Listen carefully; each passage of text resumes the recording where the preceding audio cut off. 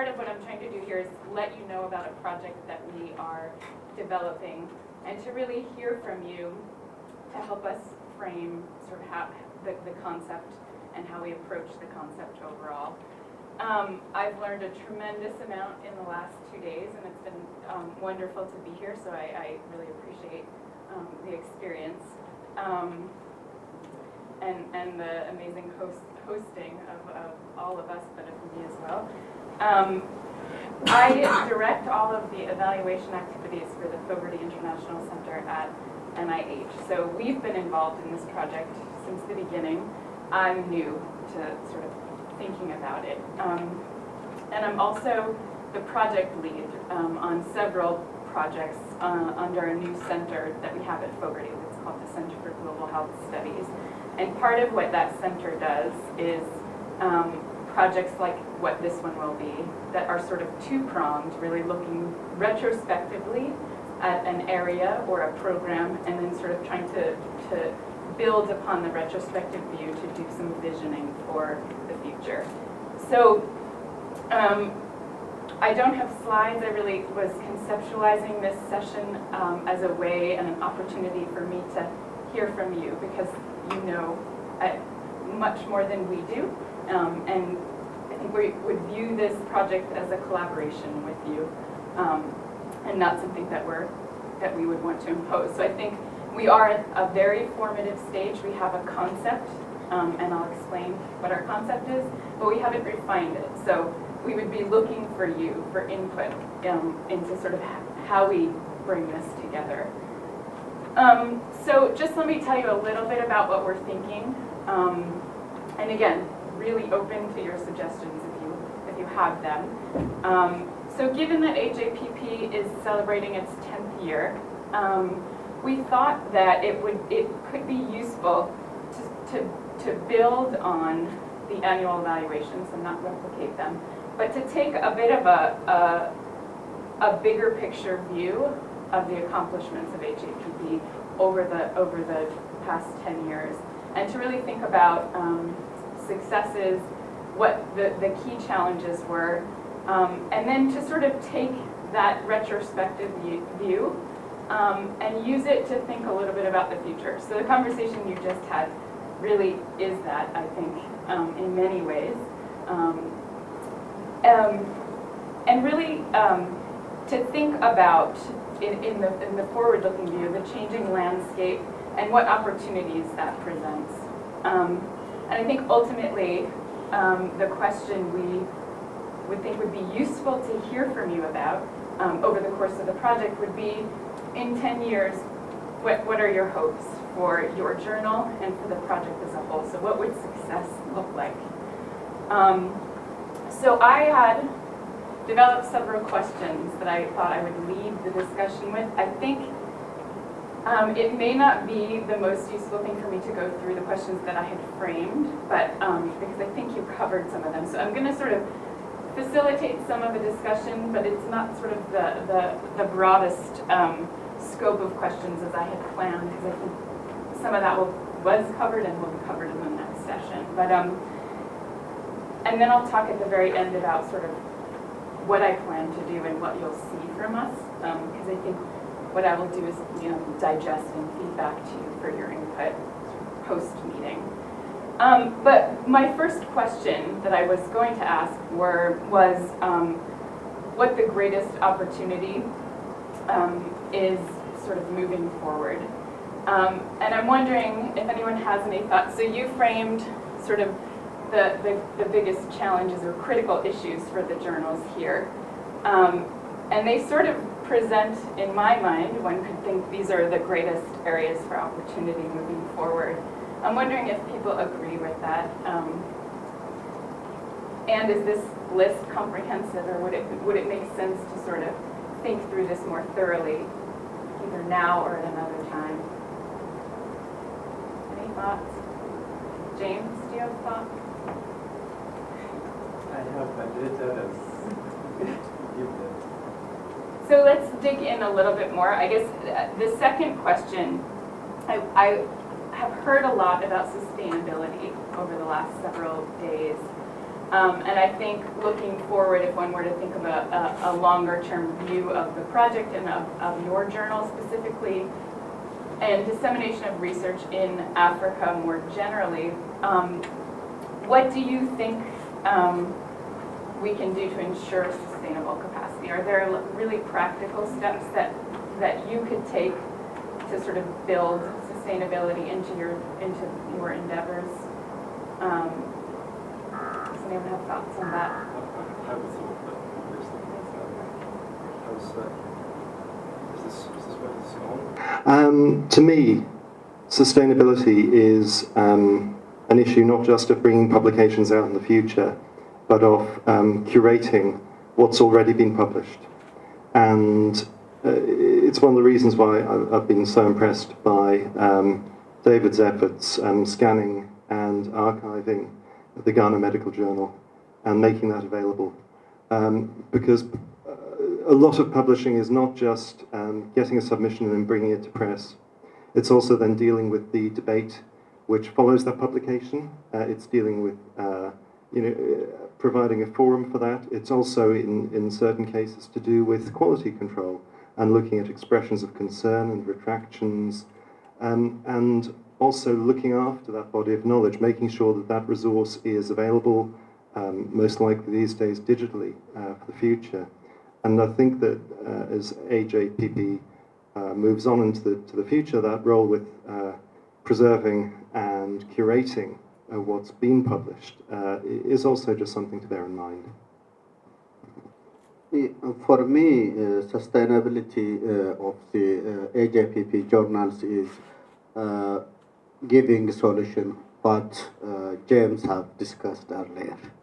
So those points, addressing those issues will keep the journals sustainable. That's how I feel. The funding issues, the human resource, accessibility, and so on. If we address them, the AJPP journals will remain sustainable.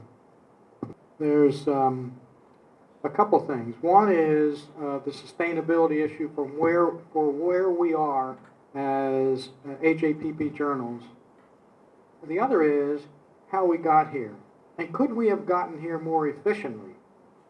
So I'm kind of confusing things, one, sustainability from now on, and then retrospectively looking back and said, okay, this is the way we did it in the last 10 years. Would there have been a better way to do it? And it's a very important question to ask, not second guess yourself, but we will be bringing, we hope to grow AJPP. We've grown it by 2 more this year, and once we get into the Chuoza's talk, we'll be looking at further expansion. So we've gotten here by the route we've gone, but we will be expanding to double, triple the number of journals. How can we get those journals up to where you currently are faster, more efficiently? So there's 2 things. The sustainability of where we are. One of the ways, I think, is making sure that the value to the organizations from which your journals are established is recognized, and then retrospectively looking back and saying, okay, where do we change, what do we change for the new journal? This has come up also, but this sort of leads me to think a little bit about mentorship, and whether there are things we could learn about how the sort of older journals could mentor the new ones coming in. And again, this has been raised, but is there a way to sort of more systematically think about how to do that well, and if AJPP were to grow and sort of bring newer journals into the fold, are there things that we know work versus not? And I think that fundamentally it might be useful to talk a little bit about what needs to happen to mentor a newer journal. Are there things, do people have ideas about how to do that well from experience? Or is it, or thinking about the future, what would have helped you coming into this project? I was just thinking, to what extent do we get feedback from our partners when we meet? Because the African journals are always reporting on what their challenges are, what their successes are. And apart from the first few years of the partnership where there was active interaction between the African journals and their partners, I am not so sure whether we have reached a peak. So there is nothing much to add, or there are observations that because we don't actively see, we are not getting from that perspective. I'm not so sure, but this is what my postprandial mentorship is asking me to ask. So you mean from your partner journals, Yes, getting real from feedback? our partners and the other partners in total, how they see this and how have they benefited from this kind of relationship. Interesting. That might be a really useful question to ask in this project, to sort of get a more holistic view. Well, this is a real good, can you hear me? I can hear you. Okay. This is one of the reasons why we have looked for these new journals, and we turned it into a three-way partnership. The journals who are now in the three-way partnership, Siaka Sadile with the Mali Medical and with the Ghana Medical Journal and David, they have been through the process. They know the pluses and minuses, the limitations that occurred with their international journal partners. Some of the international journal partners have been very active, and some have not been as active. But mentoring, which now they enter into, becomes an important step for them. So one of my questions when you brought up the issue two steps before this was for David, for example, since I can't ask Siaka now, but for David, with your new partner, what kind of interactions do you envision, and how would you begin that process? Realizing that the HATP will support financially any of the travel or whatever organization support you need for that mentoring. I think Niall will probably agree with me, is that we meet sometime between now and when you leave on Sunday. We meet and start the discussion from that point and keep it a three-way discussion. Because so far we have not actually talked about your needs and things like that.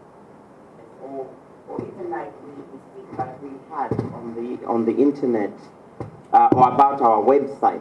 So that kind of thing where we share and bounce ideas off each other and say that, okay, I think that perhaps your margins are too wide, or something practical like that. I think from journal to journal, part of the partnership, I think is a very useful thing to do. So I think that's one way. And that's something I don't think we have done so much of. And I think that would be something that would be quite useful for us to do, maybe when we meet next time or something. I think this is really useful. I think so. We've also benefited from interviews with you individually, and some of you raised some interesting ideas. And I'm sort of thinking about sustainability, but also the reach of your dissemination. You guys have raised the issue of print versus electronic dissemination, and the need for print to get sort of out to the less well-resourced areas. I'm interested, David, you sort of outlined a vision for the future. Juliet had asked you in your interview what you would view as success, and you talked a little bit about your journal being a platform for disseminating information beyond sort of academia and that audience. So I was wondering if that resonates with anyone, and maybe David, you could explain how you articulated it, but sort of thinking about dissemination more broadly. Are there audiences that that you aspire to reach that you don't? Are there audiences that you do reach that are sort of not just from your academic institutions or from that sort of population? Do you want to just say do you mind articulating your idea? Okay. For people in academia to have their materials printed, and we then make sure that it appears in a form that will be recognized. The extent to which this is used, particularly in the country of the journal, we are not so sure of. And one of my dreams is to have the Ghana Medical Journal not only being a means for people to publish their scientific working, but also provide a service for the general community in providing information and things that they can use. And as we go along, new technologies are becoming available. We have repeatedly talked about having what you call it, media involvement in this. I think you're now using someone to write a community version, for lack of a better word, of some of the key articles that you publish. So that goes beyond just serving the academic community, but making it available to everybody with an ultimate aim of improving health. That's the way I see the future. Yeah, that's the idea I was mentioning yesterday about baby African health sciences. Our idea is to focus on particular professionals, health professionals that are usually neglected.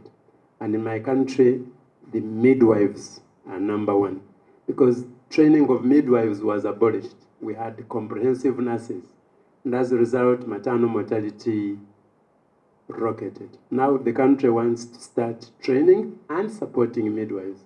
So we would like to take material from our journal that is relevant for midwives, package it, and then target the midwives to read it. That we think that's a service very much like David is wanting to do. So James, if you wouldn't mind me borrowing, I'm envisioning AJPP babies with 8 heads.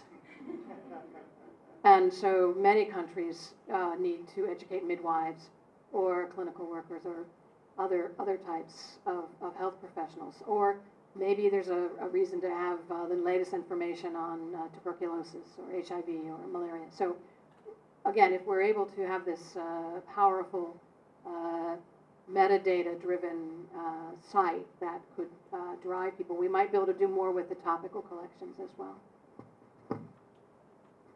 I think this is perhaps the beginning of a really interesting discussion that we'd like to have with you and learn from you.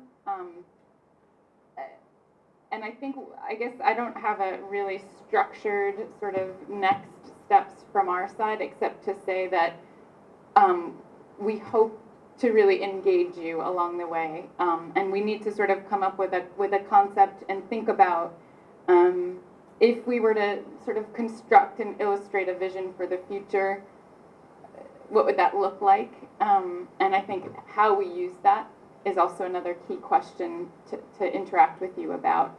But for now, I think along with what I've heard over the course of the last 2 days and sort of some of the answers to the questions I've posed here, as well as what you articulated in your interviews, I think I can take that back and digest a bit and then come back to you and sort of think about the project with all of the pieces from sort of soup to nuts laid out in a proposed way that we would invite your feedback on. So thank you.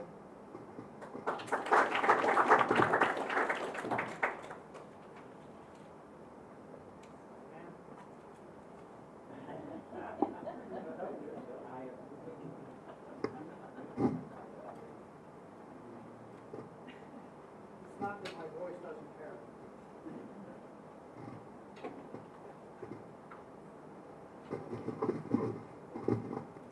All right, thank you, Rachel. A good discussion. I think it also has a lot to do with, you know, we're not individual journals. That's an important thing. HAPP is a group. It's a project in itself. So the more we can think about ourselves as a group, we all want to belong, we all want to help each other along. I think that's an important thing to do. And looking forward, HAPP, I think, should be a force in itself. You know, jokingly said, Annette said, African Journal Power Project. There's a lot to be said by the power of groups working together. And as I say, with the continuing support of National Library of Medicine and the Fogarty Center, I think we can move forward. And in Chiwoza will be doing this. We'll take a break now, but when we come back, we'll be talking about how we move forward, and one of which will be dealing with what do we put in our new proposal. Okay, so we can take a 15-minute break, and we'll just come back about quarter after.